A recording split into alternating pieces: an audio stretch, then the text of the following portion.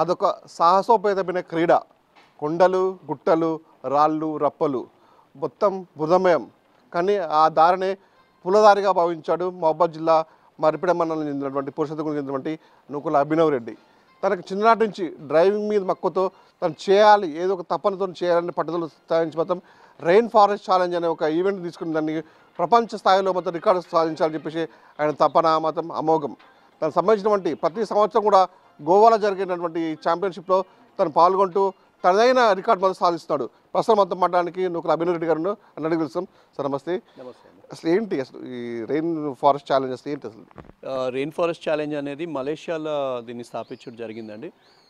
25 years back లీ అనే వ్యక్తి ఒక ఆయన దీన్ని స్థాపించి దీన్ని గ్లోబల్ అంటే complete all over the world all countries almost all countries I think 16 కంట్రీస్లో దీన్ని స్ప్రెడ్ చేసిండు including Sri Lanka, Malaysia is the mother event. So ఇండియాకు వచ్చి 10 years అయిందండి. This was the 10th anniversary మేము మొన్న వెళ్ళింది. సో రెయిన్ ఫారెస్ట్ ఛాలెంజ్ అనేది very prestige. It's world's 10th toughest race. ఈ ప్రపంచంలోనే 10వ స్థానంలో నిలబడుతుంది. అంత టఫ్ ఉంటుంది రేస్ ఇది. ఓన్లీ వెహికల్స్ రేసింగే కాదు, ఈవెన్ హ్యూమన్ ఎండ్యూరెన్స్ మన స్టామినా కూడా టెస్ట్ చేస్తుంది రెయిన్ ఫారెస్ట్ ఛాలెంజ్. అంటే ఈ రెయిన్ ఫారెస్ట్ ఛాలెంజ్ అంత భయంకరమైన క్రీడ. ఇది అసలు ఎందుకు ఎంచుకున్నారో, అసలు మీకు డ్రైవింగ్ పట్ల అంత మక్కువ ఎందుకు వచ్చింది అసలు? అంటే చిన్నప్పటి నుంచి కూడా మేము ఊరికి వచ్చుడు జరుగుతుండే. ఆ రోజులలో జీపులు అన్నీ అంటే ఈ దారులు బాగాలేకుండే, మన ఇంట్లలో కూడా అన్ని జీప్సే ఉంటుండే. సో అట్లా మెల్ల డ్రైవింగ్ పైన ఇంట్రెస్ట్, ఈ ట్రాక్టర్స్ అట్లా ఆ విధంగా హైదరాబాద్లో మా సర్కిల్ అయిన అందరు కూడా జీప్స్, అందరు పాత నవాబ్లు వీళ్ళందరూ కూడా జీప్స్ ఉంటుండే ఫ్రెండ్స్. సో అట్లా మేము ఒక గ్రూప్ ఫామ్ చేసి హైదరాబాద్లో ఒక క్లబ్ స్థాపించడం జరిగింది 2011లో. చార్మినార్ క్లబ్ అని, అంటే కోరాక్ అంటాం దాన్ని. సో దాంతో 130 మెంబర్స్తోనే అది గ్రూప్ ఫామ్ చేసి మేము regular off roading events conduct చేసి మేము ఆఫ్ రోడింగ్ వీకెండ్ డ్రైవ్స్ నేచర్లకు ఫారెస్ట్లకు పోవడం జరుగుతుండే. సో అట్లా డెవలప్ చేసి తెలంగాణ రెయిన్ ఫారెస్ట్ 2014లో రెయిన్ ఫారెస్ట్ ఛాలెంజ్ అనౌన్స్ చేసిన రోజు అప్పుడు మాకు కూడా అంత ఐడియా లేకుండే దీని గురించి. సో అప్పుడు వెహికల్స్ స్టార్ట్ చేసి డెవలప్ చేసుకొని 2014 నుంచి ఈ రోజు వరకు కూడా మేము కంటిన్యూస్గా 10 years నుంచి వెళ్ళడం జరుగుతుంది. మేము ఎంచుకున్న క్రీడ కూడా చాలా భయంకరమైన క్రీడ, అది ఖర్చుతో కూడుకున్న క్రీడ. దీన్ని కూడా అంటే గోవాలో వెళ్ళినప్పుడు కూడా చాలా దేశాల నుంచి కూడా ప్రత్యర్థులు వస్తుంటారు. వాళ్ళకి ఏ విధంగా పోటీంచబోతున్నారు? అంటే 2014 నుంచి మీరు ఇప్పుడు వరకు చూస్తే 2024 వరకు కూడా ఫస్ట్ ఒక 2-3 years టైం పట్టింది. అంటే మన ఇండియన్స్కి అంటే లోకల్ టీమ్స్ అంటే ప్రతి ఒక్క స్టేట్ నుంచి కూడా రీప్రజెంట్ చేస్తారు ఈ రెయిన్ ఫారెస్ట్ ఛాలెంజ్. అంటే ప్రతి ఒక్క స్టేట్లో క్లబ్స్ ఉన్నాయి, ఆఫ్ రోడ్ క్లబ్స్.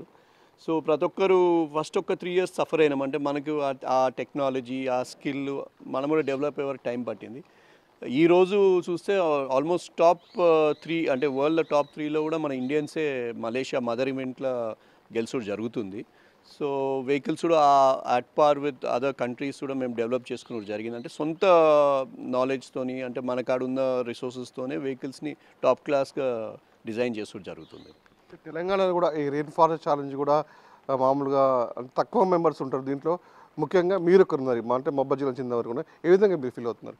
చాలా ప్రౌడ్ మూమెంట్ అండి. బికాజ్ ఈరోజు మీరు చూస్తే యువత మొత్తం కూడా అంటే స్కూల్ డేస్ నుంచి కూడా చిన్న పిల్లల కాడి నుంచి కూడా ఈ సెల్ ఫోన్స్కి లేకపోతే ఏమంటాము ల్యాప్టాప్స్కి అడిక్ట్ అయిపోతుండ్రు. నేచరు బయట అంటే మనం గతంలో చూస్తే చిన్నప్పుడు క్రికెట్, కబడ్డీ ఇవన్నీ ఆడుతుండే. ఈరోజు ఆ ఛాన్స్ లేదు. ఏదైనా ఇంట్లో కూర్చుంటుండ్రు, ఫోన్లు ఇవే పట్టుకొని కూర్చుంటుండ్రు. సో మేము కూడా అందరినీ యూత్ని కూడా బాగా మోటివేట్ చేస్తాం సిటీలో ఈ స్పోర్ట్లకు రమ్మని. అంటే వెహికల్స్ లేకపోయినా మేము ఇట్లా క్యాంపింగ్, ఫిషింగ్ ఈ నేచర్ మధ్యలో ఉండాలనేది వీకెండ్స్లో మేము చాలామందిని మోటివేట్ చేసుడు జరుగుతుంది. సో అట్లా మాకు ఇంట్రెస్ట్ డెవలప్ అయ్యి చాలామంది హైదరాబాద్ నుంచి 6-7 టీమ్స్ ఉన్నాయి, రెగ్యులర్ టీమ్స్. అంటే ఒక గత 5-6 years నుంచి కొందరు కొత్త వాళ్ళు ఉన్నారు, కొందరు ఓల్డ్ పీపుల్ ఉన్నారు. సో అట్లా అందరం ఫామ్ అయ్యి ఒక టీం లాగా మేము హైదరాబాద్ నుంచి పోవడం జరుగుతుందండి. అంటే ఇప్పుడు రెయిన్ ఫారెస్ట్ ఛాలెంజ్ సంబంధించినటువంటి ఈ గోవాలో జరిగే ఈ పోటీలకి మీరు గత కొన్ని సంవత్సరాలుగా హాజరవుతున్నారు. అలా హాజరైన క్రమంలో మీకు అవార్డ్స్ కానీ సంబంధించినటువంటి ప్రైజ్ కానీ, సెకండ్ ప్లేస్, థర్డ్ ప్లేస్ కానీ వచ్చాయని చెప్తున్నారు. ఏ విధంగా ఫీల్ అయ్యింది?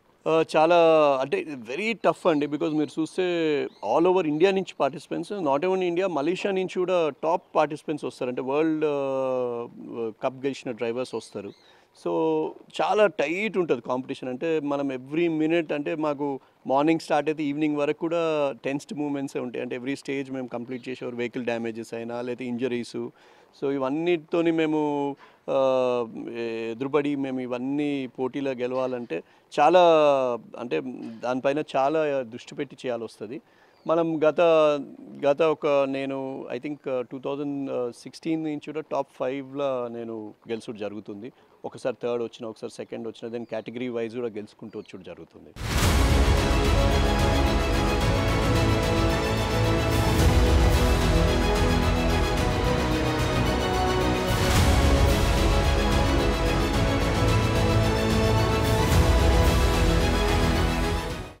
మొత్తంగా చూసుకున్నట్టయితే ఈ గ్రీన్ ఫారెస్ట్ రేంజ్ ఛాలెంజ్కి సంబంధించినటువంటిది తెలంగాణ అంటే ఆంధ్రప్రదేశ్లో కానీ అంటే ఇక్కడ లేని సందర్భంలో కూడా మీరు 2018లో ఇక్కడ ఎస్పీ కోటరెడ్డి ఆధ్వర్యంలో కూడా ఇక్కడ ప్రజలకి ఇక్కడ దాన్ని వివరించడం జరిగింది.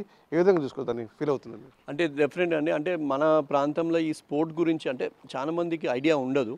సో దీని గురించి ఒక్కసారి అందరు కూడా ఎక్స్ప్లెయిన్ చేయాలంటే ఆ రోజు ఎస్పీ గారు కోటిరెడ్డి గారు అండ్ మన కలెక్టర్ గారి సహకారంతో వాళ్ళు ఒకసారి దీన్ని డిస్ప్లే చేయమని కోరితే మహిబాద్లో డిస్ప్లే చేయడం జరిగింది. సో అప్పుడు దీని గురించి ఇది ఒక స్పోర్టు, దీనికి అంటే ఇంటర్నేషనల్లీ కూడా రికగ్నైజేషన్ ఉన్నదని అప్పుడు జనాలు తెలుసుకోవడం జరిగింది. అంటే మీరు గ్రీన్ ఛాలెంజ్ రేస్లో పాల్గొన్నప్పుడు మీకు ఎదురైన అనుభవాలు ఏ విధంగా ఉండేవి అసలు? అంటే చాలా ఉంటాయండి. అంటే మేము ఆల్మోస్ట్ వెహికల్ మేము గోవా అంటే దానికి ప్రిపేర్ కావాలంటే నాట్ ఓన్లీ వెహికల్ అండి, మేము కూడా ఎండ్యూరెన్స్ అంటే మా బాడీ కూడా దానికి మేము ప్రిపేర్ చేసుకోవాలి వస్తుంది. డైట్ అయినా మీ ఎక్సర్సైజెస్ అయినా, బికాజ్ మార్నింగ్ స్టార్ట్ అయితే కొంచెం 24 hours కూడా స్టేజెస్ నడిచిన రోజులు ఉన్నాయి.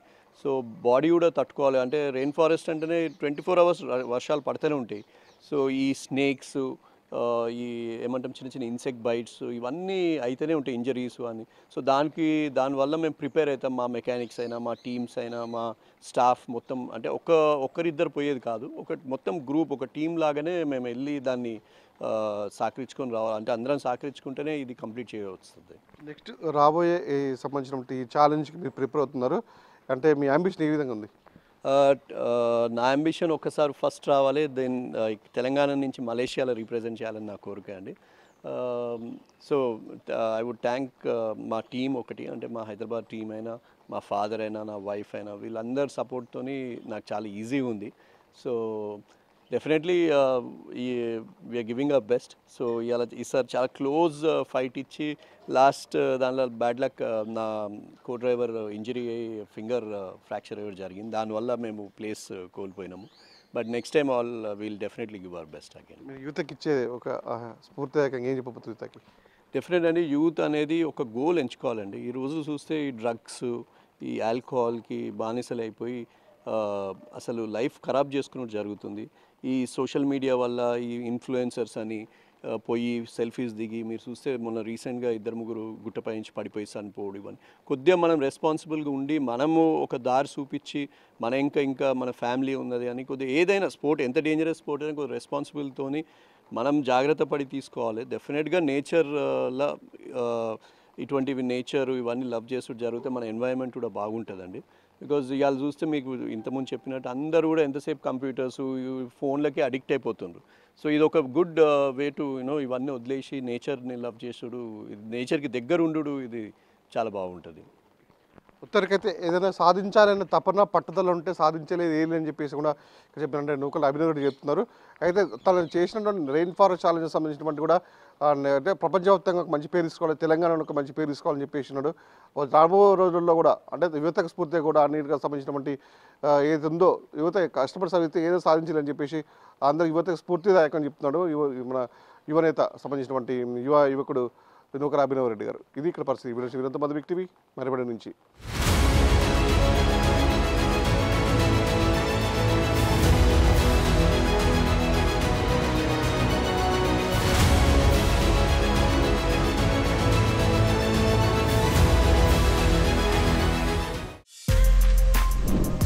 For more videos like this, subscribe Big TV channel.